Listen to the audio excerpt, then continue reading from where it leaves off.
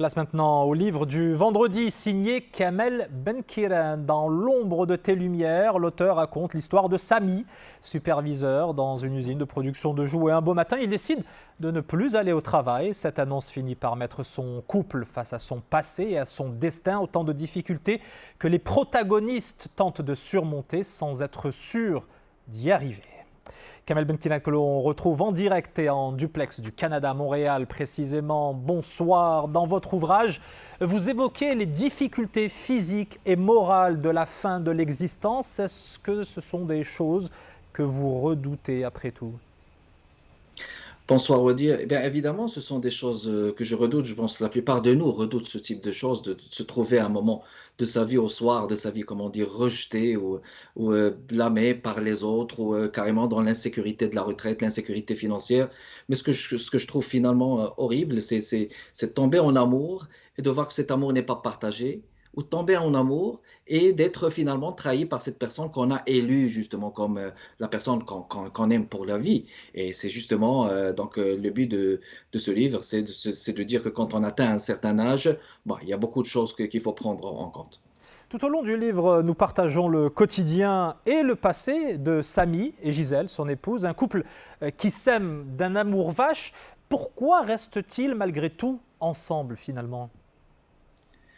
Ben, ils restent ensemble pour ne pas être seuls, justement, pour ne pas se retrouver face à leurs démons, pour ne pas se retrouver face à leur passé dans ce cercle vicieux, de se rappeler tous ces chocs de la vie, tous ces coups bas de la vie, ces chocs qu'ils ont eus, la perte du père, de la mère. Donc, ils se retrouvent plus ou moins consciemment ou inconsciemment dans ces deuils. Ils l'avouent pas, mais c'est surtout un amour fort. Ils se sont rencontrés à Grandy Lake Park à Ottawa, donc c'est un endroit où l'on adopte des tortues. Bon, ben, ça a commencé par un amour fort et puis cet amour a continué pour aboutir plus tard à des non-dits. Et puis finalement, c'est peut-être cette incapacité de se retrouver face au miroir et peut-être même on dirait une lâcheté, un manque de courage dans le fond. Vous citez de manière très innocente les tortues, mais elles jouent un rôle très important dans l'histoire. Je ne dévoilerai pas ce qui se passe à la fin.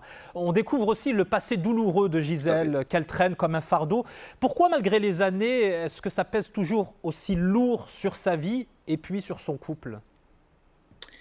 Gisèle n'a pas réussi à faire son deuil. Elle est dans la solitude. Peut-être qu'elle n'a pas réussi à créer un espace relationnel, à ne pas se faire des amis ou une dépression mal choisie quand elle a perdu sa maman, quand elle a vu son père peut-être trahir sa maman. Donc, ce sont des choses qui l'ont marqué et resté en méfiance. Et puis, il ne faut pas oublier que, par exemple, en Amérique du Nord, la solitude, elle est très présente. On parle de solidarité, mais l'amitié, bon, on parle d'amitié, mais cette amitié n'est pas toujours substantielle, pas toujours tangible. Alors, il n'a pas été capable de faire son deuil, de faire un relationnel, d'être dans la solidarité avec les autres pour pouvoir s'en sortir. Alors, il est resté cloîtré dans ce cercle vicieux, justement. Alors elle rêve d'une grande maison qu'il ne peut lui offrir. Lui espère cette tranquillité qu'elle n'est pas en mesure de lui apporter. Forcément, ça devait finir mal, voire très mal. Ben, ça devait finir mal, à moins d'une dose supplémentaire de patience de la part de Samy qui a toujours été patient malgré les mots assassins, malgré les non-dits, malgré les allusions indirectes de Gisèle.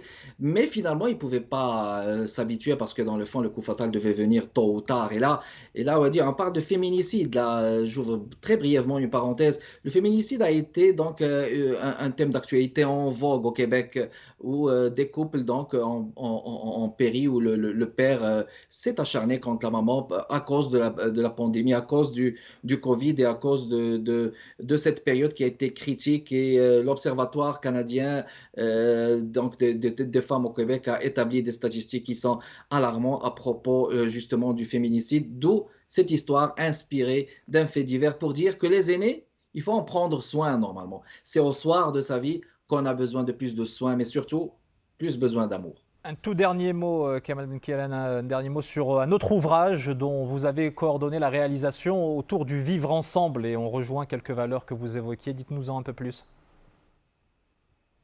Alors, on parle de éloge des fusions. 27 intellectuels et auteurs entre le Maroc et le Québec, des Québécois, des Canado-Marocains et des Marocains qui ont écrit sur une thématique qui est le vivre ensemble.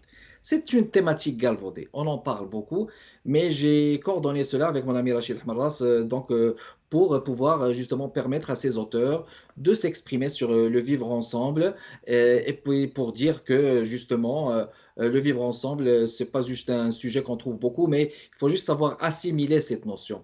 Le vivre ensemble, c'est pas juste vivre tous ensemble, mais vivre tous différents. Assumer notre différence et assimiler notre différence, c'est un recueil collectif, un beau livre publié justement par la Croisée des Chemins au Maroc, Urtubise au Québec. Un livre à voir, de très beaux écrits, donc à consulter dans tous les genres littéraires sur cette thématique.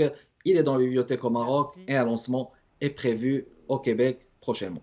Merci beaucoup, Kamel Benkiran, auteur du roman À l'ombre de tes lumières. L'ombre de tes lumières, c'est chez Merci beaucoup. L'Harmattan.